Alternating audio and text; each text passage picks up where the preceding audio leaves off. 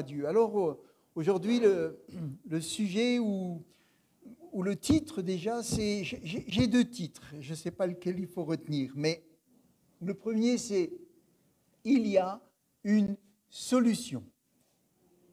Ou le deuxième titre, c'est « Les quatre riens ». Les quatre riens. Alors vous verrez, celui qu'on mettra sur Internet, et je salue aussi les personnes qui nous écoutent, eh bien, des fois le lundi, le mardi, dans la semaine, le soir, la nuit, il y a des gens qui écoutent les messages et ils se font du bien. Alors, bonjour à vous aussi, qui allez écouter, pas tout de suite, mais en différé, la parole de Dieu.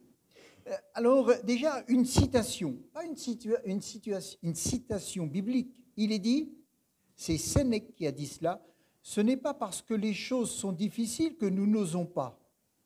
C'est parce que nous n'osons pas qu'elles sont difficiles. Je le répète, ce n'est pas parce que les choses sont difficiles que nous n'osons pas. C'est parce que nous n'osons pas qu'elles sont difficiles.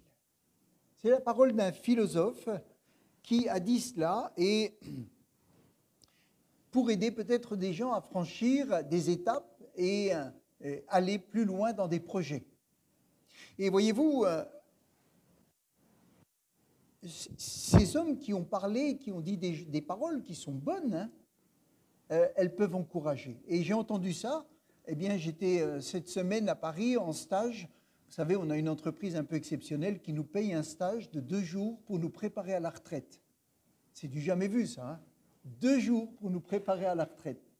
Alors, c'était là une juriste qui était là et qui parlait et qui essayait de nous dire tout ce qu'il fallait faire, comment il fallait s'y prendre, les dangers et les personnes qui tombent en dépression le jour où ils se retrouvent en retraite. Toutes ces choses-là, on n'y pense pas pendant qu'on est en activité, mais elle nous a préparés. Et elle a donné cette citation-là pour dire, mais vous savez, le jour où vous ne serez plus en activité professionnelle, peut-être que vous aurez besoin de vous lancer dans autre chose. Et elle a donné cette parole. Donc, Jésus, lui, il nous donne des paroles qui sont bien plus grandes, bien plus fortes, parce qu'elles sont puissantes, vivantes.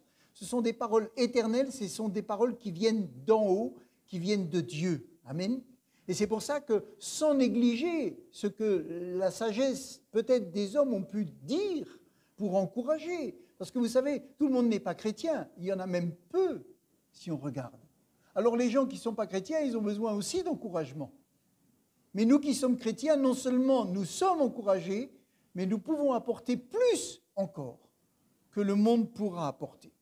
Jésus donne des paroles précieuses que nous pouvons saisir, des paroles prononcées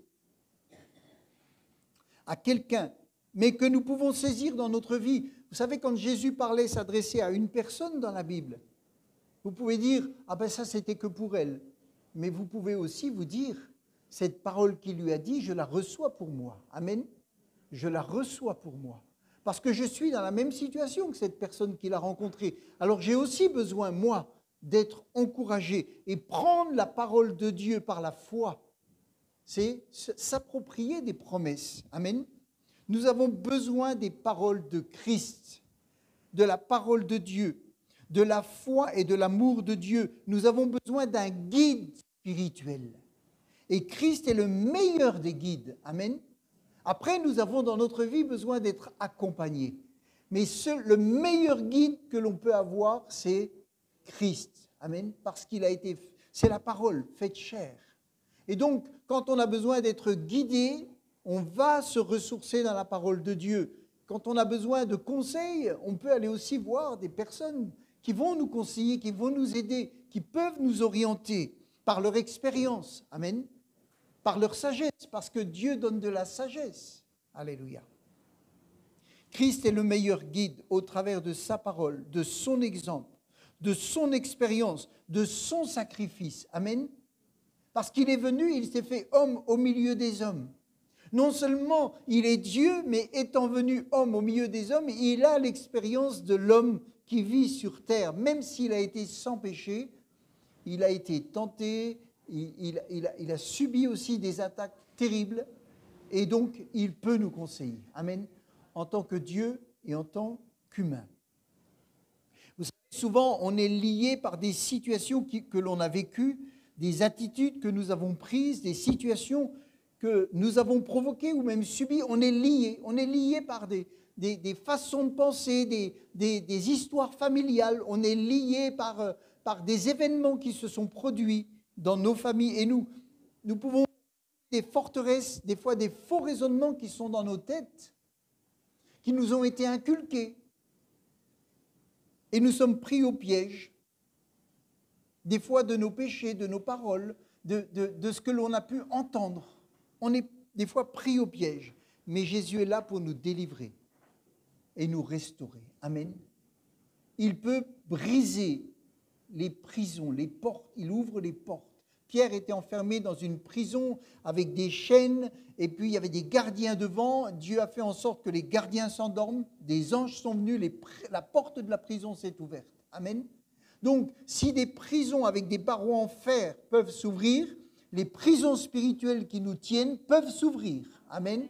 C'est le même Dieu qui fait des miracles sur la terre, qui fait des miracles spirituels, qui fait des miracles en haut, en bas, partout. Amen. Et ça, on doit en être conscient. Par exemple, 3 pièges qui commencent par un R. Et ça aussi, je l'ai appris à ce stage. Vous savez, c'est intéressant. Hein. Quand on est en contact des gens non chrétiens, ils nous apprennent beaucoup de choses. Et là, elle parlait des 3 R. Moi, je n'avais jamais entendu parler des 3 R. Et elle parle le remords, la rancune et le regret. Et elle dit, il y a des gens, quand ils arrivent à la retraite, parce que c'était son sujet, bien sûr, ils vivent avec du remords, de la rancune et des regrets.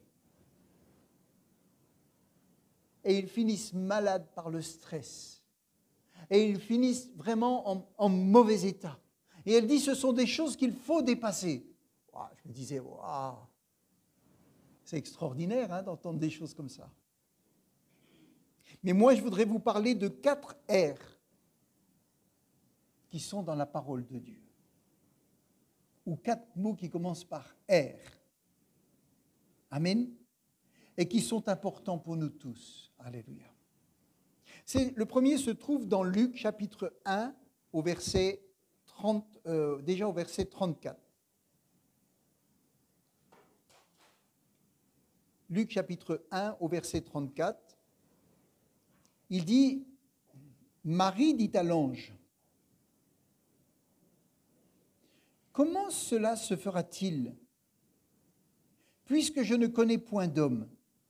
L'ange lui répondit, le Saint-Esprit viendra sur toi, la puissance d'en haut te couvrira de son ombre. C'est pourquoi le saint enfant qui naîtra de toi sera appelé Fils de Dieu. Voici, Élisabeth, ta parente, a conçu, elle aussi, un fils en sa vieillesse, et celle qui était appelée stérile est dans son 6e mois. Car rien, amen, rien n'est impossible à Dieu. Rien, frères et sœurs, rien n'est impossible à Dieu. Alléluia. Dans Parole vivante, il est dit, car pour Dieu, rien n'est impossible et aucune de ses promesses ne demeure sans accomplissement. Alors j'aimerais vous dire que vous avez, que nous avons et que le monde a un espoir. C'est pour ça, quand je parlais du titre, il y a une solution, parce que rien n'est impossible à Dieu. Amen. Vous savez, quand il est parlé de... Alors, Marie, elle est terre à terre. Hein. Elle dit, attends, je vais avoir un enfant, mais je ne connais pas d'homme. Vous savez, on met les gens dans un niveau spirituel tellement haut qu'ils ont plus de bon sens. Mais non, Marie, elle dit, mais attends, l'ange lui parle, déjà, c'est pas rien. Alors, elle aurait pu tomber en extase. Mais elle dit, mais attends, moi j'ai un problème, c'est que je n'ai pas d'homme, je ne suis pas mariée. Et là, l'ange lui dit, mais pour toi, ça va être un cas particulier. Ça va être spécial. Parce que l'enfant que tu vas porter, ce n'est pas un enfant ordinaire. Et il ne peut pas être lié par le péché. Le Saint-Esprit viendra sur toi. Amen. C'est beau quand même. Alors là, elle a compris. Là, elle s'est dit, là, il y a quelque chose qui est surnaturel. Il y a quelque chose qui me dépasse. Et vous savez, quand Dieu nous parle, il y a toujours quelque chose qui nous dépasse. Toujours quelque chose qui nous dépasse. Élisabeth, il est parlé d'Élisabeth, de la famille d'Aaron, femme du sacrificateur Zacharie, mère qui sera la mère de Jean-Baptiste. Et il est dit quoi de cette femme? Elle était stérile. Et en plus, vous n'avez pas retenu, hein, elle était vieille. Ah, c'est un mot qu'on ne dit plus, hein, mais la Bible, elle le dit. Elle était stérile et vieille dans sa vieillesse. Elle va enfanter le précurseur du Messie, selon une promesse de Dieu. Amen. Donc, rien n'est impossible à Dieu parce que cette femme étant stérile et étant âgée, elle va porter en son sein un enfant. Amen. C'est un espoir, déjà pour toutes les femmes stériles. Alors aujourd'hui, oui, effectivement, la médecine peut aider et elle aide, mais c'est une espérance. Amen. Rien n'est impossible à Dieu.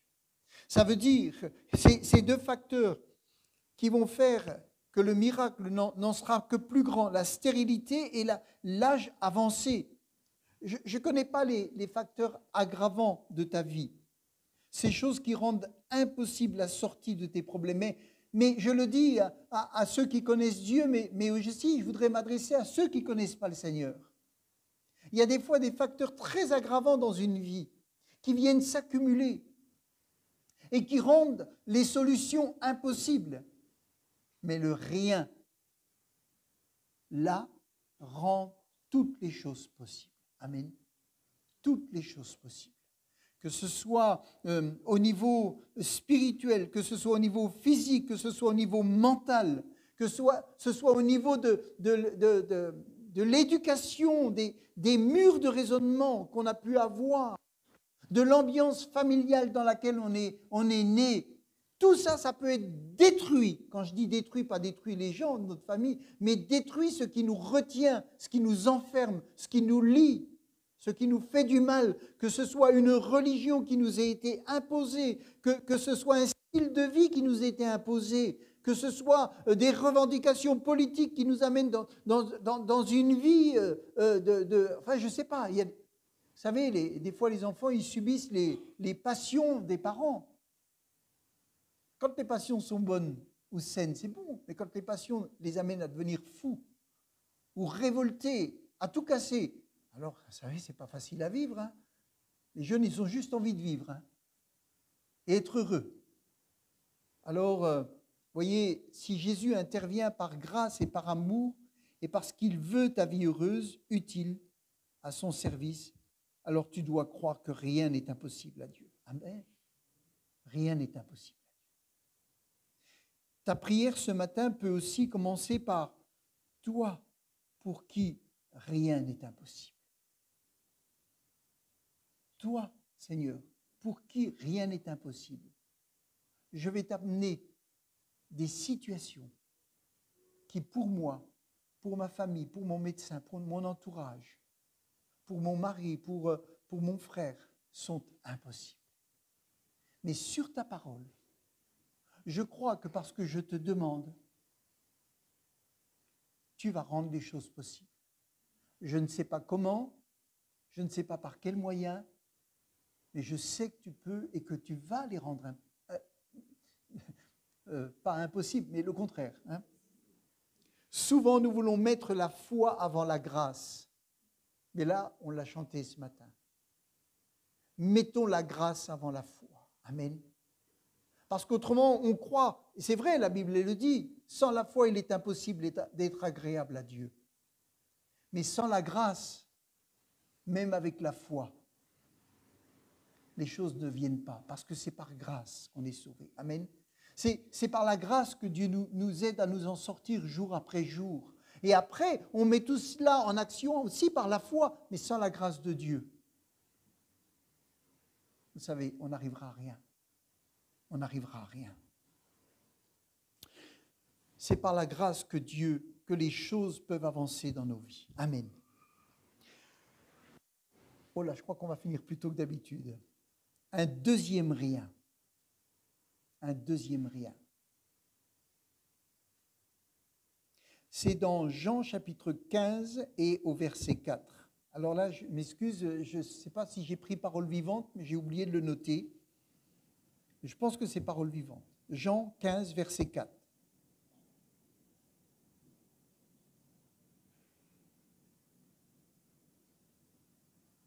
Vas-y voir parole vivante, essaye de le trouver dans parole vivante. Voilà.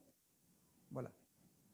Il est dit dans ce passage, et c'est là où on trouve le deuxième rien, demeurez en communion avec moi, je resterai uni avec vous. Amen.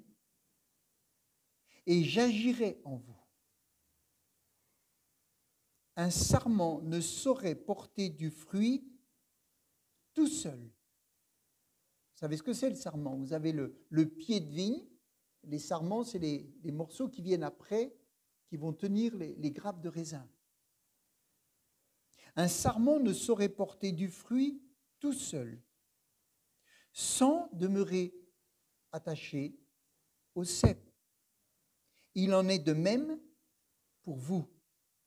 Si vous ne restez pas unis à moi, c'est Jésus qui parle, vous ne pouvez porter aucun, il n'est pas dit que quelques, il est dit aucun fruit.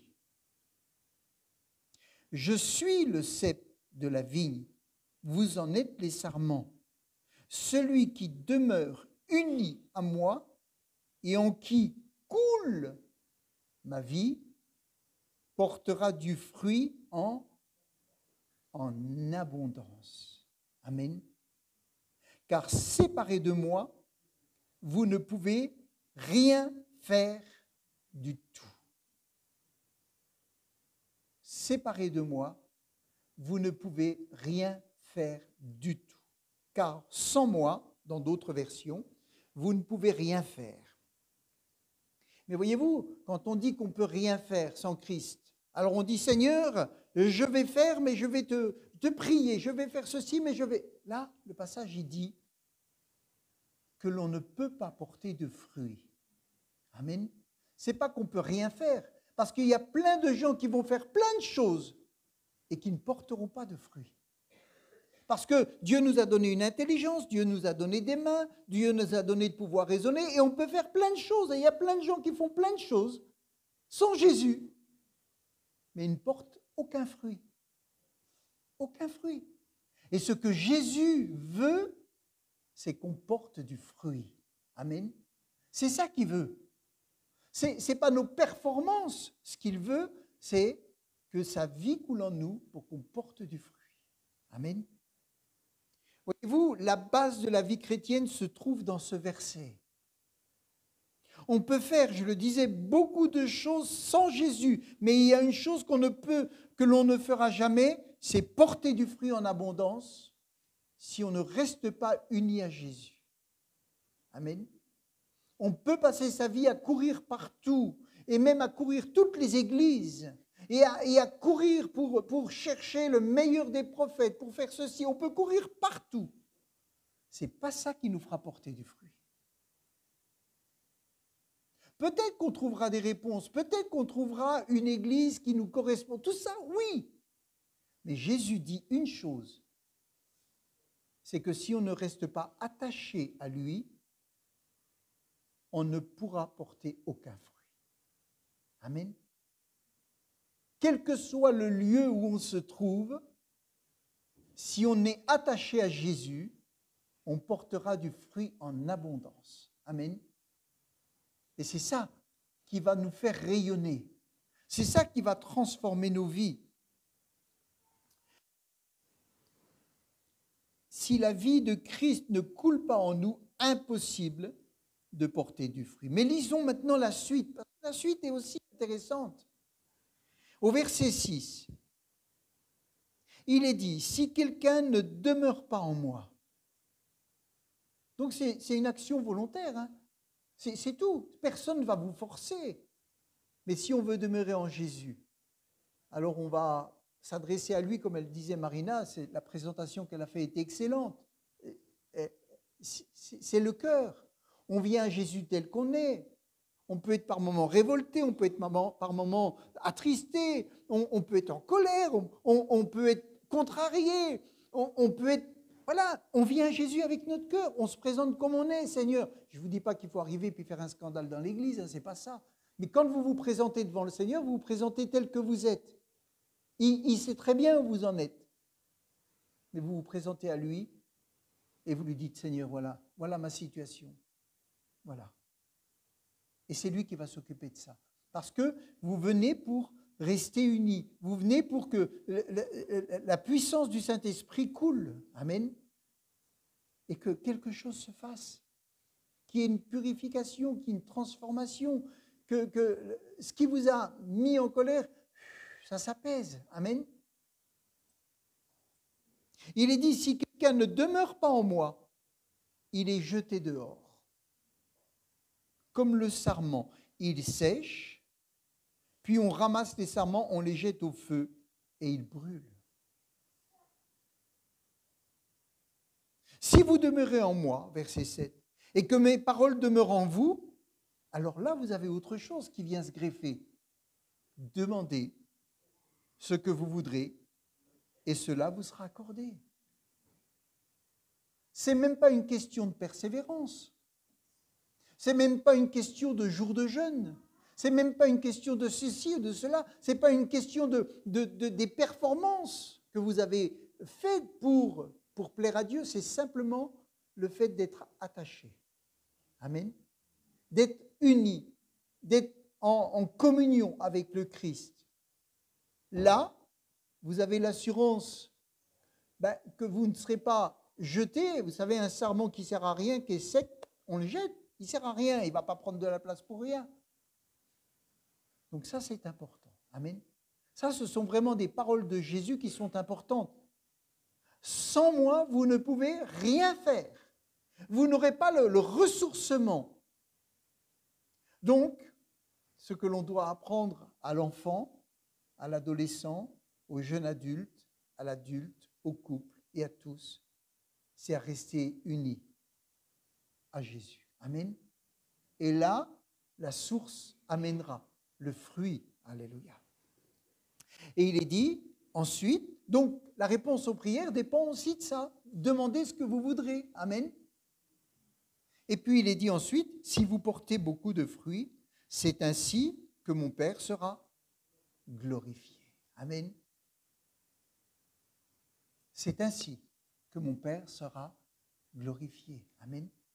Des fois, on va vouloir faire un tas de choses pour glorifier Dieu. Mais la première, celle qui est essentielle, c'est de porter du fruit. Amen. Et ça, il est dit, c'est ainsi que mon Père sera glorifié et que vous serez mes disciples. Amen. Donc, il y a beaucoup de choses dans ce verset. Hein. Il y a beaucoup de choses qui sont dites dans ce verset. Et vous serez mes disciples. Oh là là.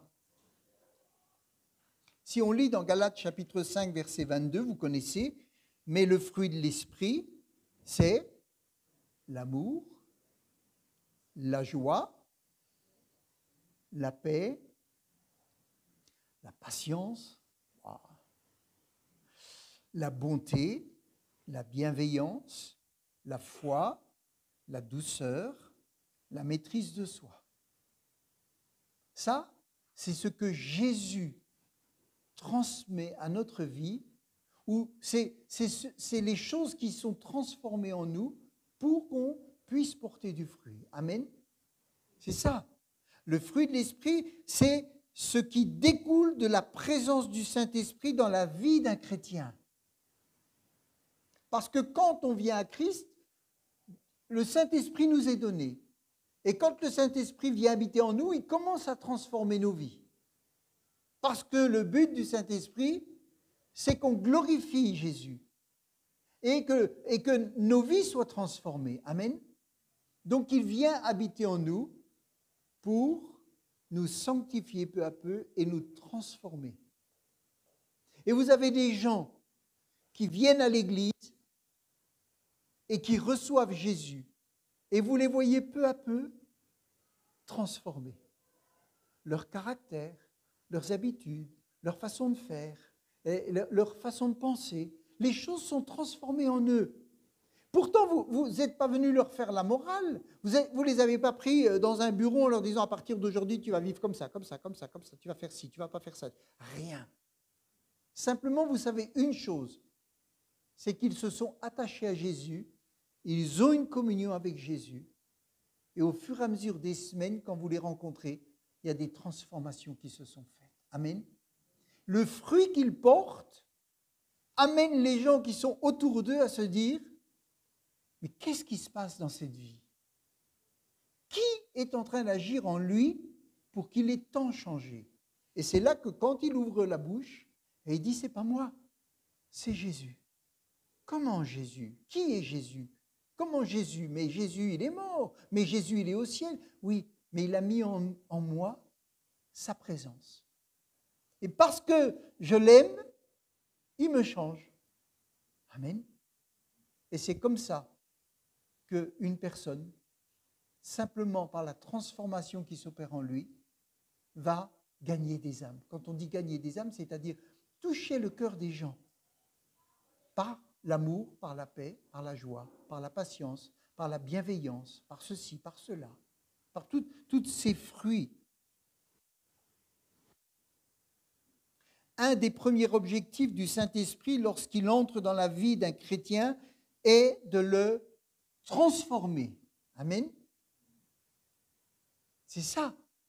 L'objectif du Saint-Esprit, c'est de nous transformer. L'œuvre du Saint-Esprit, de nous rendre conformes à l'image de Christ, d'être semblables à Christ. Notre chair produit des fruits qui reflètent notre nature pécheresse. Il n'y a pas besoin de dire à un enfant comment il faut mal se comporter pour qu'il se comporte mal, c'est naturel. Ça vient, c'est en lui. Dès qu'il commence à grandir, il résiste. Il commence à dire cela, il commence à faire comme ça. Et vous dites, oh, c'est mon fils, c'est ma fille. Mais attends, mais je ne l'ai pas élevé comme ça. Pourquoi il est comme ça? Parce que dans sa nature, le péché est déjà là. Et le péché va faire son œuvre. Et c'est pour ça que plus on connaît Jésus jeune, plus la puissance du mal, du péché, va être limitée. Amen. Dès la jeunesse, ça va éviter énormément de dégâts. Donc la production, vous savez, vous allez parler avec un jardinier, vous lui dites, il y a quelque chose, il y a besoin de rien, ça pousse tout seul, c'est les mauvaises herbes. Vous parlez avec un jardinier, il va vous dire, c'est incroyable. Mes tomates ne poussent pas, ça pousse pas, l'autre, ça pousse pas. Mais les mauvaises herbes, elles sont partout. Même quand il ne pleut pas, elles poussent. Ben, vous voyez, c'est pareil en nous. Si on ne fait rien, ça pousse. Et c'est pour ça qu'il faut le circuit spirituel de la parole de Dieu, du Saint-Esprit, pour arrêter tout ça. Amen. Ce n'est pas nos efforts. Combien de fois on a essayé de faire des efforts pour changer et on se rend compte qu'on n'y arrive pas. Mais par contre, si on fait un effort pour rentrer en présence de Jésus, on se rend compte que la présence de Jésus nous transforme. Amen. C'est tout. C'est tout. Et il est dit, on va continuer un petit coup, Galates 5, versets 19 à 21. Donc les fruits du Saint-Esprit s'opposent directement aux œuvres de la nature pécheresse. Et il dit, les œuvres de la nature humaine sont évidentes.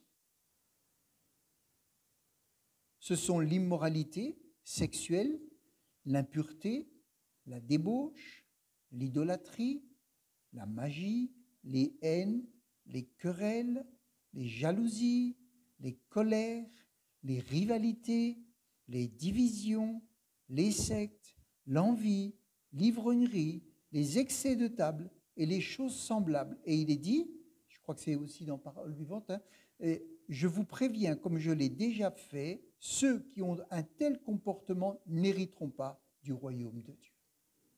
Ça veut dire que ce n'est même pas à nous dans l'Église à faire une discipline sur ce point-là. C'est-à-dire que les gens se condamnent eux-mêmes. Ils créent des divisions, ils créent des haines, des jalousies, des querelles, des rivalités et tout. Finalement, elles font subir aux autres plein de désagréments, mais elles se condamnent toutes seules. Elles se condamnent toutes seules. Donc l'intérêt pour nous tous, c'est de venir à Jésus. Amen. De nous laisser transformer. Jésus pardonne. Amen. Jésus libère. Venir à Jésus et lui dire, tu vois, j'ai fait des querelles, j'ai fait ci, j'ai fait ça, mais moi maintenant, j'ai compris que ça, c'est pas à cause de lui, c'est la chair. C'est la puissance du péché qui est en moi. Alors moi, ce que je veux, c'est juste venir à toi et que tu enlèves ces choses de ma vie. Alors je vais me laisser ressourcer par ta parole, par ton amour, par ta grâce. Et je sais que ces choses vont partir. Elles vont diminuer et elles vont disparaître. Amen. Alléluia. Un troisième rien. Philippiens 4, verset 6. Philippiens chapitre 4, au verset 6. Dans la version seconde, il est dit « Ne vous inquiétez de rien, mais en toute chose, faites connaître vos besoins à Dieu par des prières et des supplications avec des actions de grâce. » Alors vous savez, il faut être honnête dans la vie. Arrivez-vous à vivre ce verset?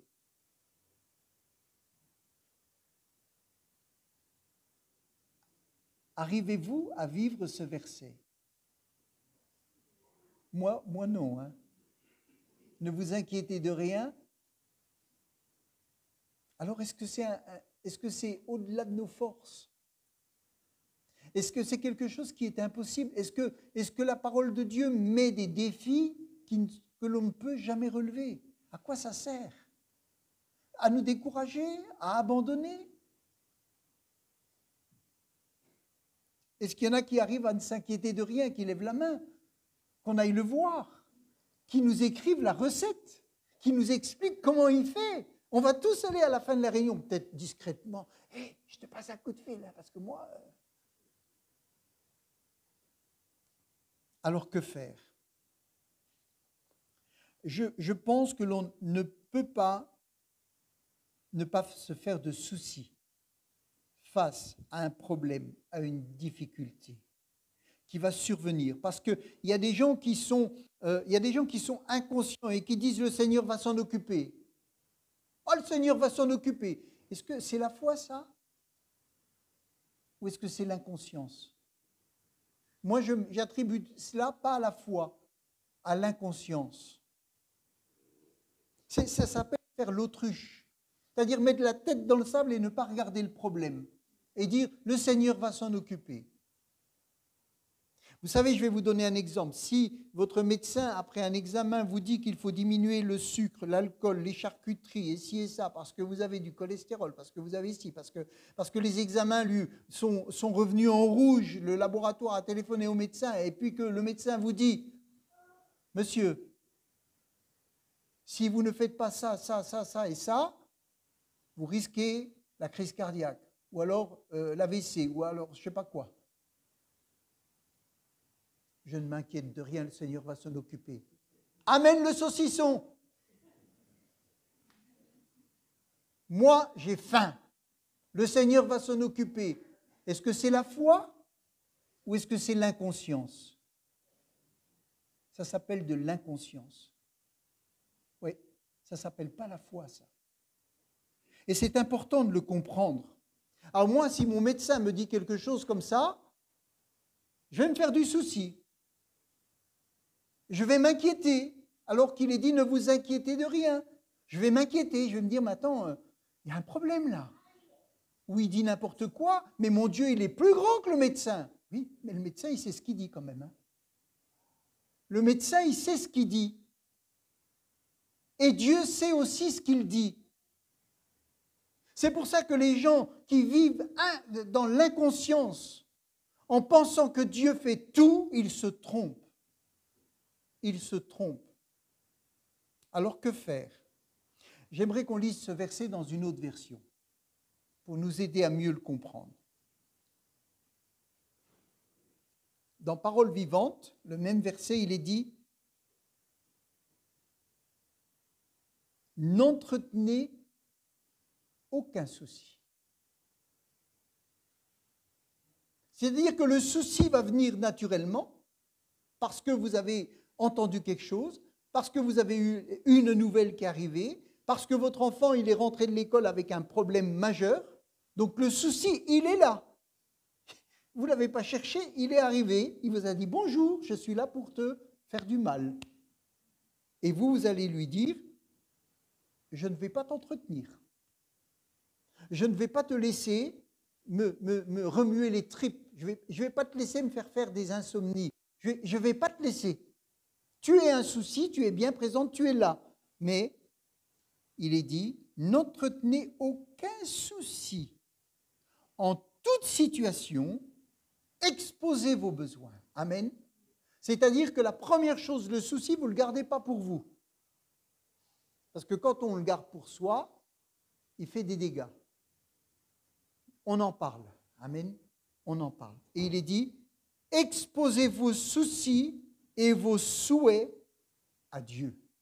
Amen.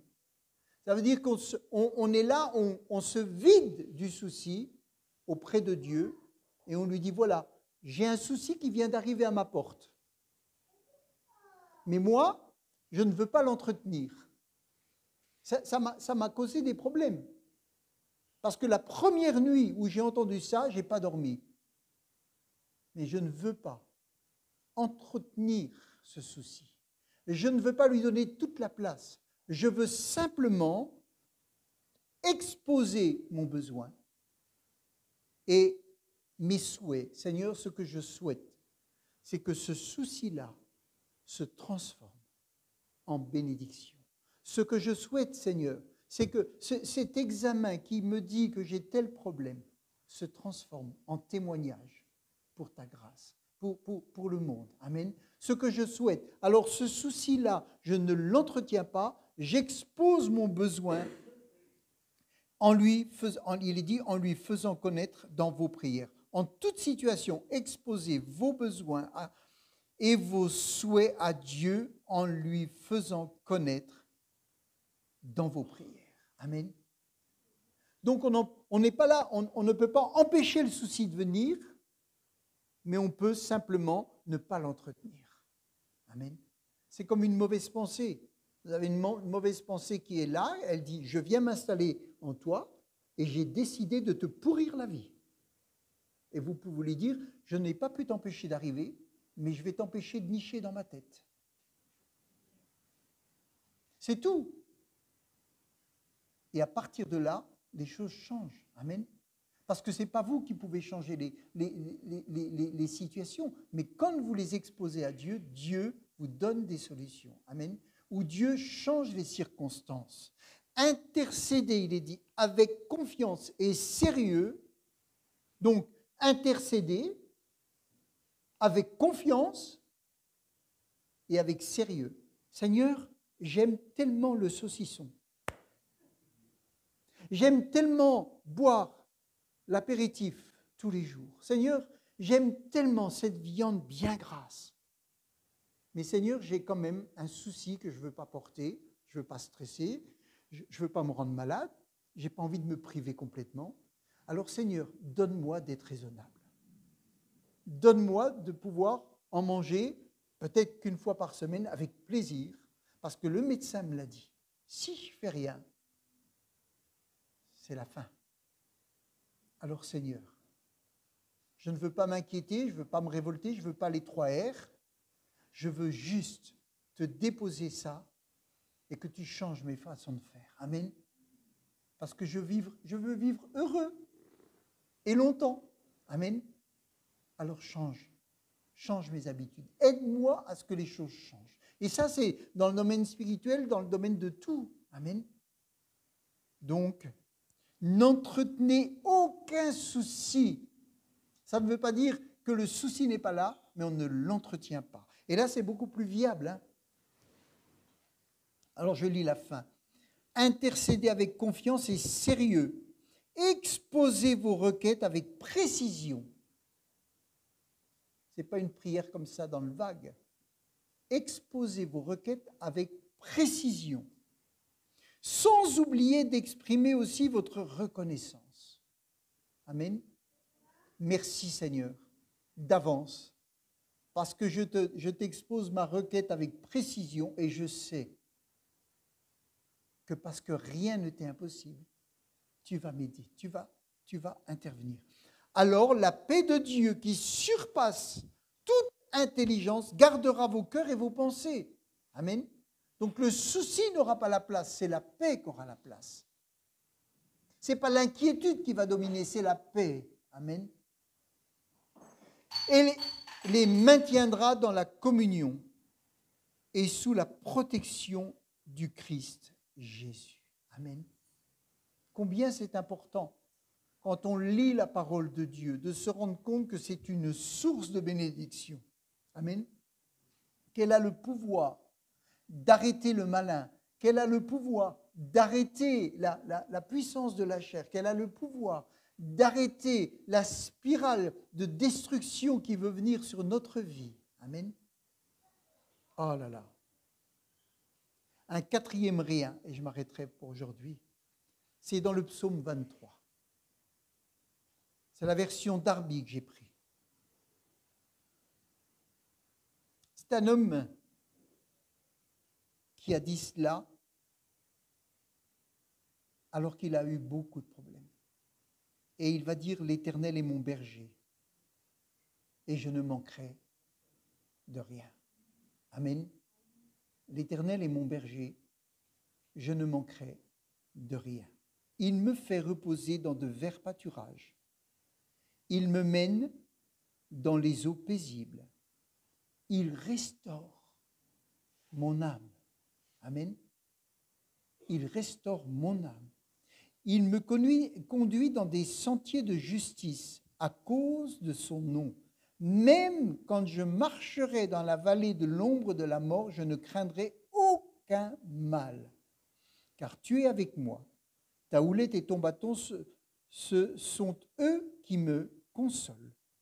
Tu dresses devant moi une table en la présence de mes ennemis. Tu as oint ma tête d'huile, ma coupe est comble.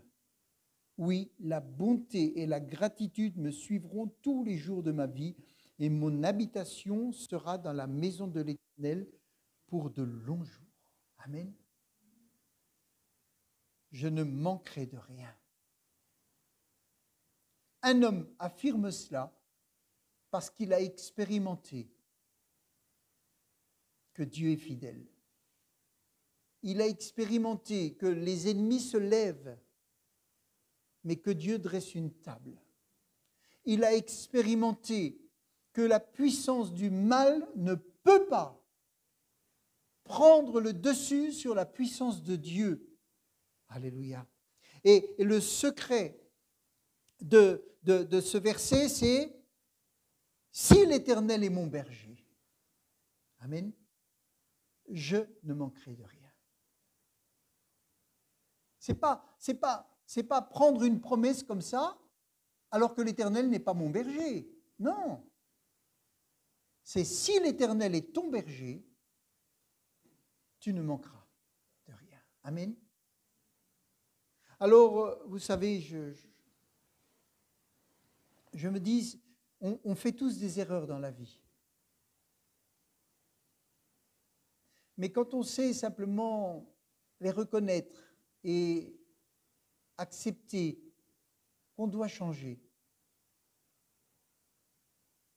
on grandit. Et Dieu nous bénit. Mais quand on fait des erreurs et qu'on n'accepte pas de de les reconnaître et qu'on s'entête, c'est Dieu qui s'occupe de nous aussi. C'est Dieu qui s'occupe de nous aussi. Il peut simplement ouvrir les portes à l'ennemi et dire « Vas-y ». C'est tout. C'est terrible. C'est Dieu qui doit nous défendre. Amen. C'est Dieu qui nous protège. Mais aussi, on a une part à faire. Vous savez, dans ce stage de retraite, oh là là, il y a eu une partie sur le patrimoine, il y a eu une partie sur l'administrative. Et puis, à un moment donné, on voit venir une femme très élégante, d'un certain âge, et elle dit « Je suis gériatre ». Alors, ils se sont tous regardés, on était 17 ou 18 dans la salle. Et elle a commencé à parler de tout ce qui va nous arriver à partir de 60 ans, ou 62 ans, ou 60 ans. Elle a parlé pendant 2 heures. Il y avait une secrétaire qui était là à côté de moi, elle dit « Je veux quitter la salle, j'en peux plus, je n'en peux plus ». Elle parlait de toutes les maladies, de tout ce qui peut venir. Et ils n'en pouvaient plus, les gens n'en pouvaient plus. Et moi, je me suis dit, mais quelle grâce d'avoir une femme d'expérience qui connaît bien son métier et qui explique tout ce qui va nous arriver. Puis après, elle explique, par contre, si vous faites ça, vous verrez que vous pouvez éviter plein de problèmes.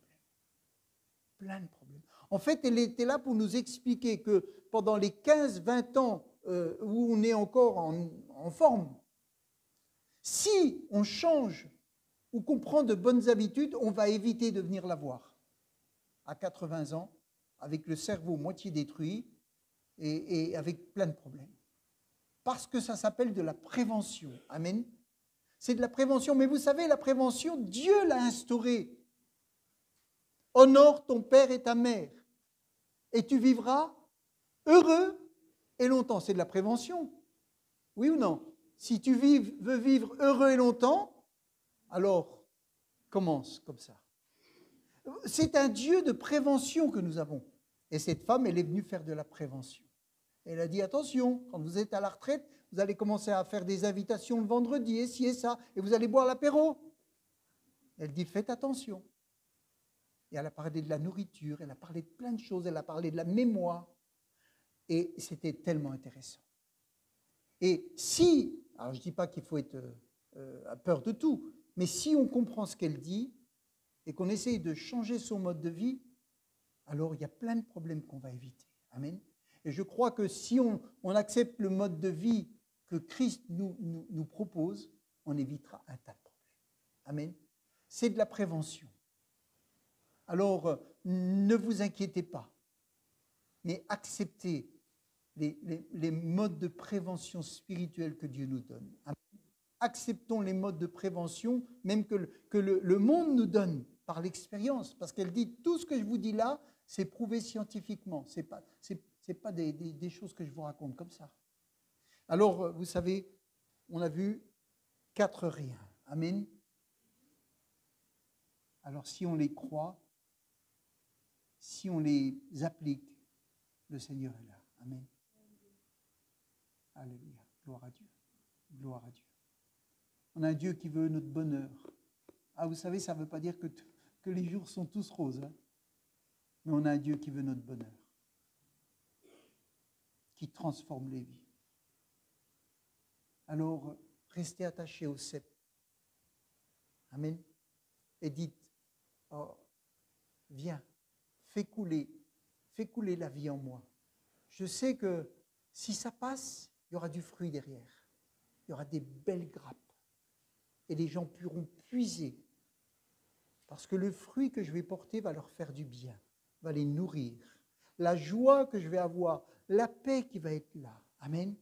La patience quand ils sont impatients, ça va leur faire du bien, ça va les calmer. Je veux juste porter ce bon fruit. Amen. Abondamment. Oh Seigneur, je ne peux pas faire beaucoup de choses, mais je peux rester uni à toi. Amen. Et vous verrez, le rayonnement sera là. Et je me le dis, hein, je me prêche, ne vous inquiétez pas, hein, je me prêche la même chose. Le rayonnement sera là.